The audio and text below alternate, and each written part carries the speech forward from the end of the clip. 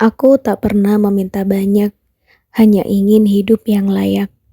Tapi setiap air mata yang kuteteskan selalu tenggelam dalam diamnya suamiku yang tak kunjung berubah.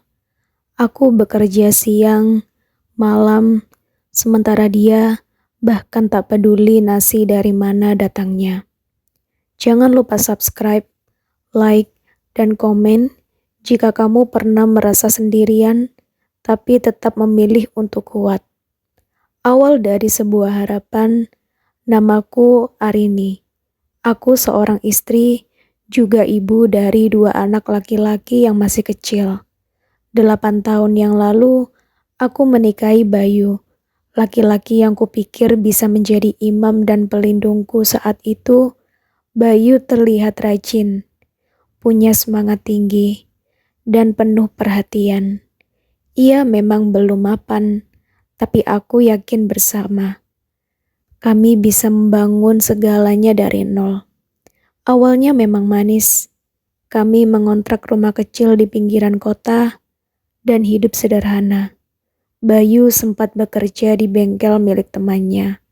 Aku sendiri membuka jasa menjahit dari rumah.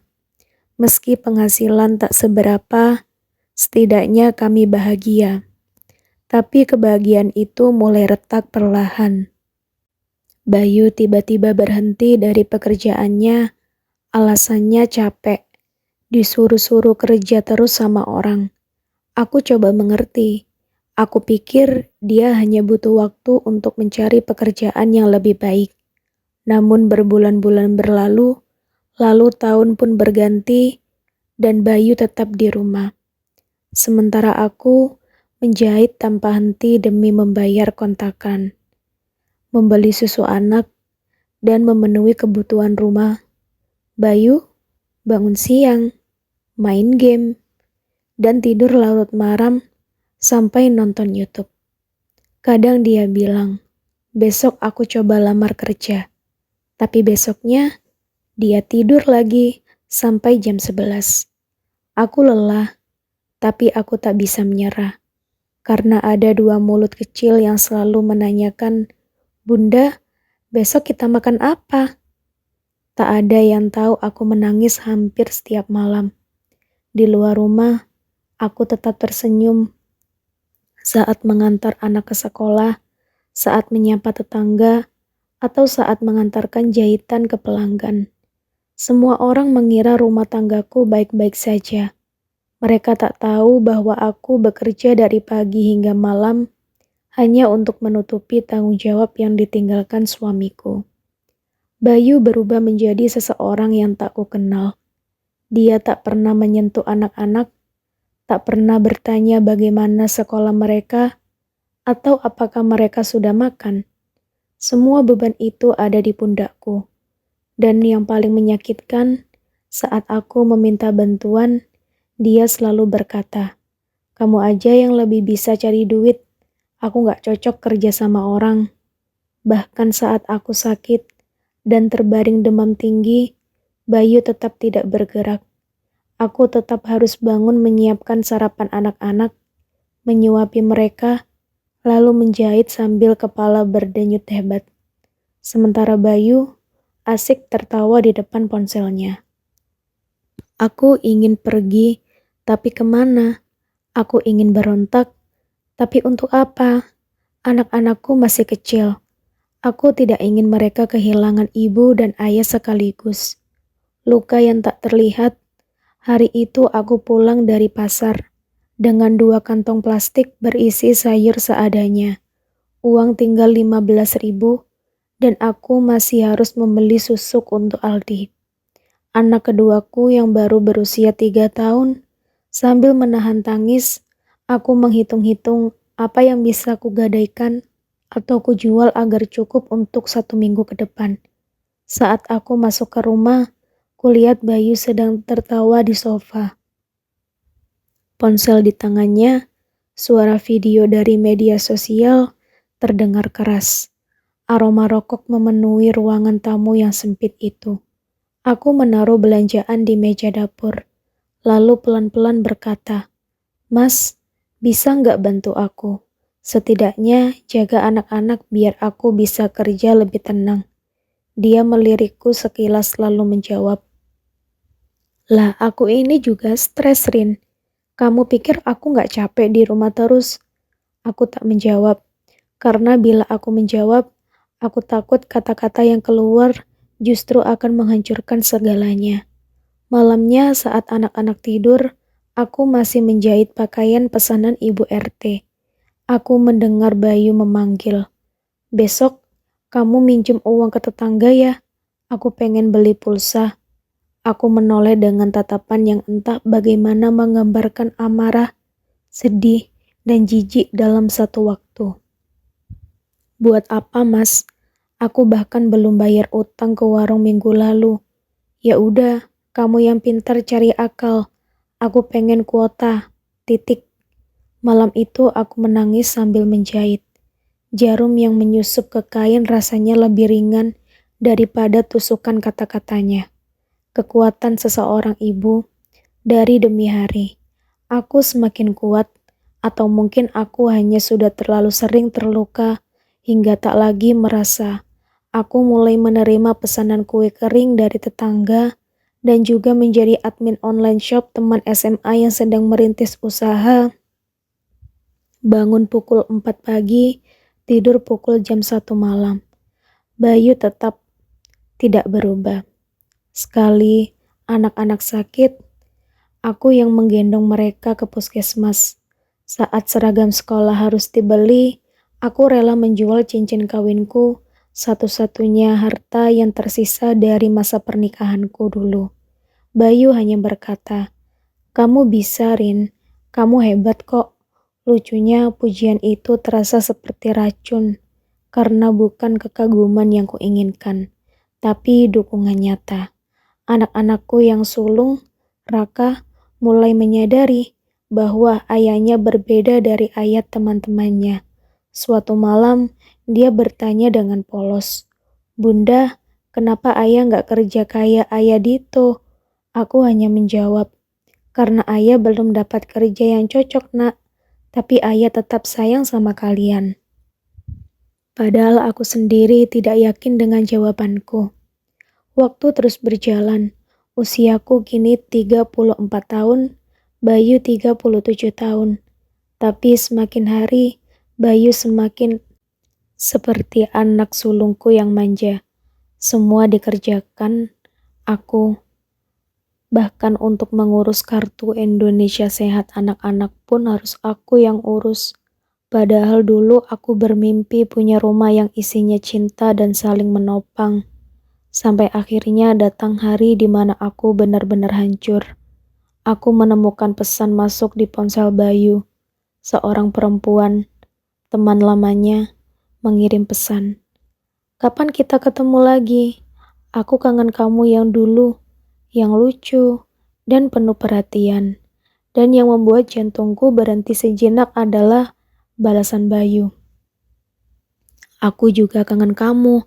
Aku pengen peluk kamu, Rin. Udah gak kayak dulu." Hari itu, aku merasa seperti tak lagi berdiri di bumi.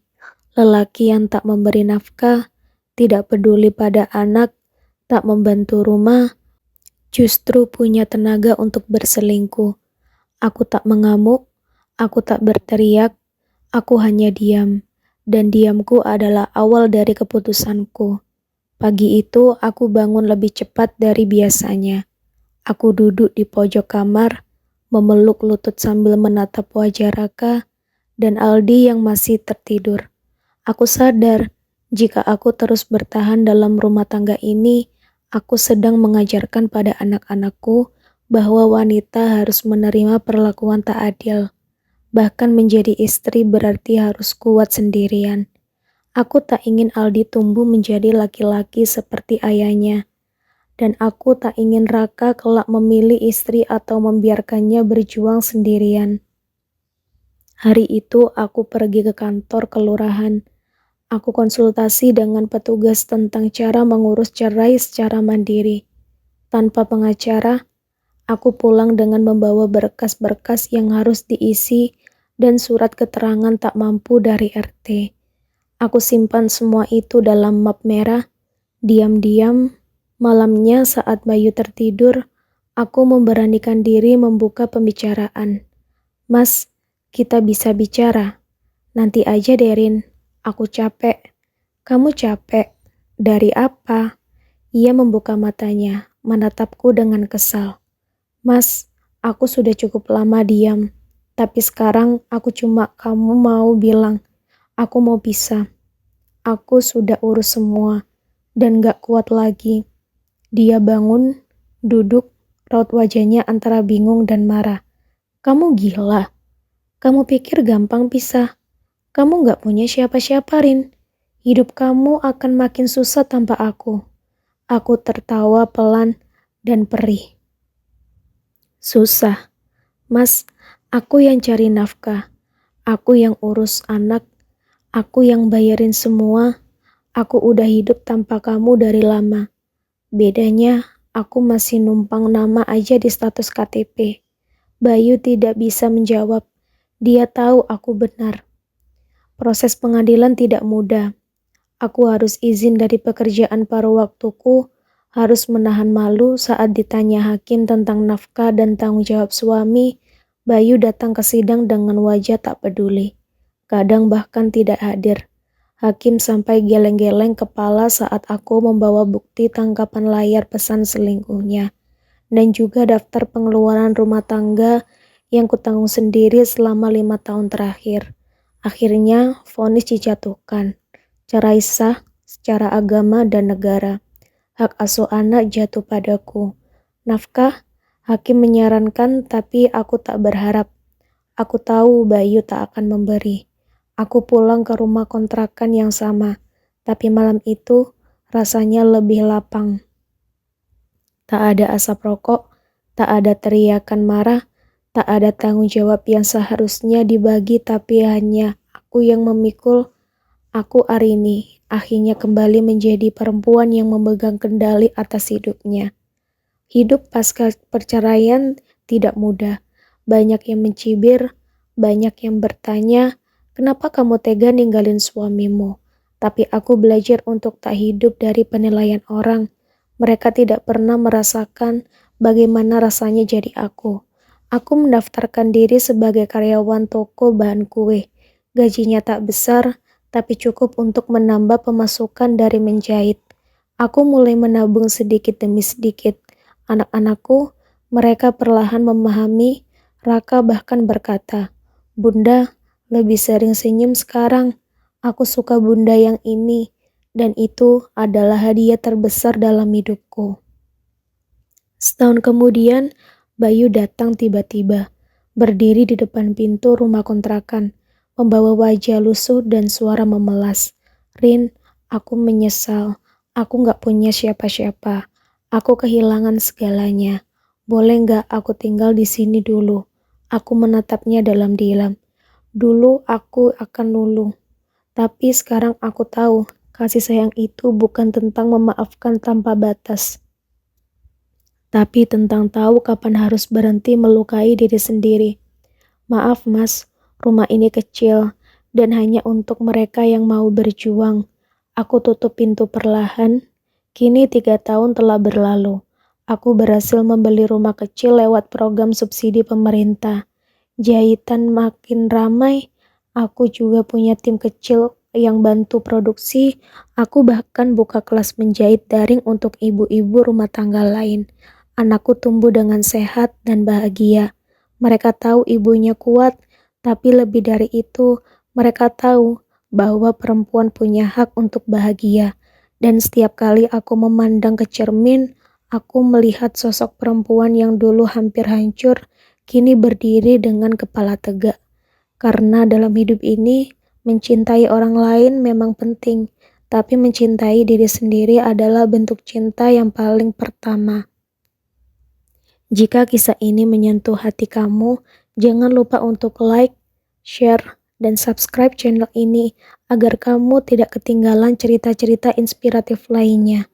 Tulis komentar apa yang seharusnya dilakukan seorang istri kepada suami tidak mau berubah. Yuk, bantu channel ini berkembang dengan menekan tombol lonceng agar kamu jadi yang pertama tahu saat cerita baru diunggah.